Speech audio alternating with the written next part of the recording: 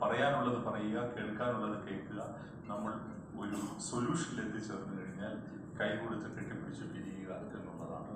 അതിന് അത്തരത്തിലല്ലാത്ത ചില നിർഭാഗ്യകരമായ സംഭവങ്ങൾ ഈ അടുത്ത കാലത്ത് ഉണ്ടായിട്ടുണ്ട്.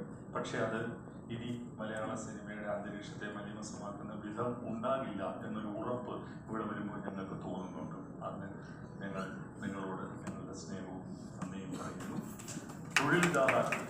ഞങ്ങളുടെ തൊഴിൽദാതാക്കളായ നിർമ്മാതാക്കൾക്ക് ബുദ്ധിമുട്ട് വരുന്ന ഒരു നിലപാടും ഫെഫ്കയുടെ ഭാഗത്തു നിന്ന് ഉണ്ടാവില്ല എന്ന് ഞങ്ങൾ ആഗ്രഹിക്കുന്നു. ഇന്നലെ ഫെഫ്ക ഒരുക്കിയ ഉച്ച ഭക്ഷണ വിരുന്നിൽ പങ്കെടുത്ത നിർമ്മാതാക്കളോട് നമ്മൾ നേരിട്ട് പറഞ്ഞതാണ്.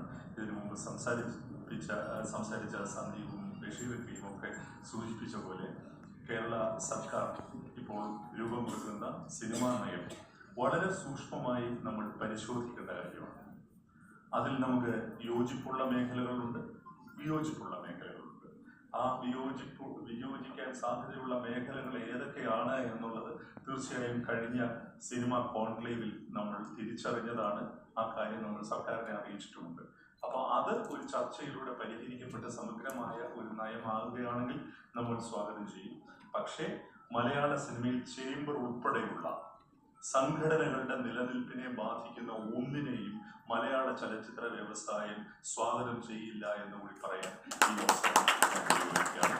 അതിന് ഞങ്ങളുടെ സംഘടന കൂട്ടായിട്ടുള്ള പ്രവർത്തനത്തിൽ എല്ലാവരുടെയും ഒപ്പമാണെന്നുള്ള ഉറപ്പുകൂടി നൽകിക്കൊണ്ട് എല്ലാവർക്കും സഹോദര്യത്തിന്റെയും സ്നേഹത്തിന്റെയും ഒരു ഓണം ആശംസിക്കുന്നു. നന്ദി.